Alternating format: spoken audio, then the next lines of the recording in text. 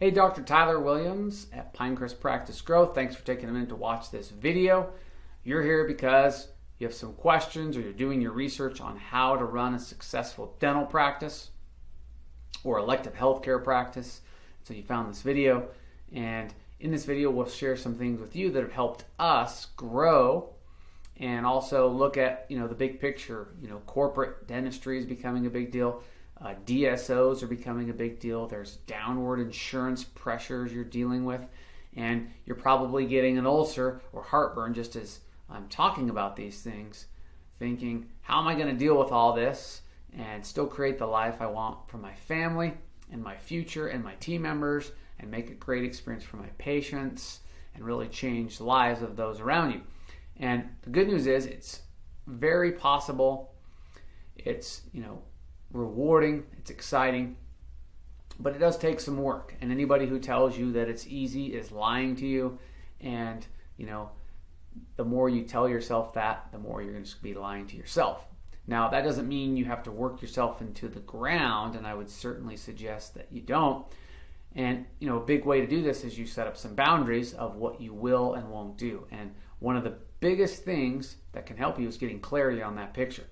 So what I want to talk about and share with you, something that's really helped us, is the criteria for new patients, all right? And there's a lot of free offers these days just to entice new patients into the office. And you have to be very careful with the word free. It can be another four-letter word, and it can attract some of the worst patients worst patients meaning worst fit for your office. And it can also attract some great patients. But aside from that, you want to set up some boundaries on what's expected. And one of the biggest things that's worked for us is asking every new patient to fill out a new patient packet online before their first visit. Now, do they all do this? No. And there are some reasons not. Some people, don't want to put their information online, even though it's, probably just as secure or more secure. And it's probably going to end up back online anyway because your software is probably online. But, that's assuming you're using a HIPAA compliant software that's password protected and has some firewalls and things. But regardless, is putting some things in place for patients to do before they come will, one, ensure your no-show rate is lower, and two, will ensure that you filter out people who are not a good match for your practice.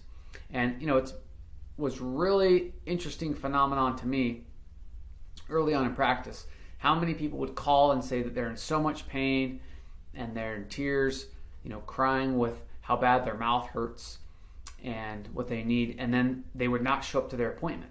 And we would call back and we would text them and no answer. And it really was kind of mind-blowing for me. And that's when I realized that a lot of people in that situation need help that I cannot offer as a dentist, right? A lot of these people have mental challenges and mental struggles, and it might be, just a complete, energy zapping process just to get themselves out of bed and get to work on time, right? Or go to their doctor's appointments. And there's not a lot you can do about that, and you shouldn't feel bad about that, right? That is a condition you cannot change, right? There are obstacles that can get in your way. Those you can deal with. Conditions you cannot, right? If someone's broke, has no job, no money, no credit, you can't help that person because for most, cities and states, there are resources available for low income or no income individuals to get dental care. And you want to attract people that appreciate and respect the relationship you have. And so if you don't have one, go and create a new patient packet that people fill out online. When they schedule the appointment, you shoot them a text or an email and say, hey Mary, so great talking with you. Here's that new patient packet that I mentioned. Please fill this out at least 48 hours before your first visit. If you have any questions, let us know. Look forward to seeing you in person, right? Something that simple. And if you don't hear back, or Mary doesn't call, or you call her again and she doesn't answer, the chance of her showing up to the visit is incredibly low. So don't set yourself up for such high expectations. And that some new patients are just not going to show up, right? But with a good process in place in your office and having a good phone call script There are a few different companies out there that can help with scripting, which I highly recommend, and phone training so that your team is well trained, but also what happens in between, right? Our world is so noisy. It's filled with so much busyness and alerts and things going off that we all get distracted easy, right?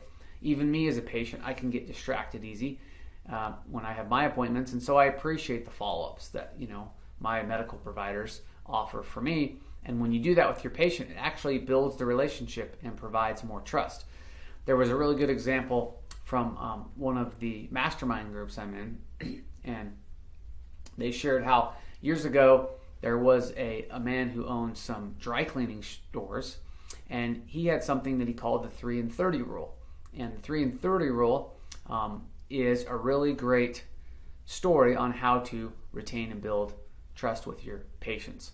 And this was also told by Dan Kennedy, the legendary marketer, and you could probably look it up.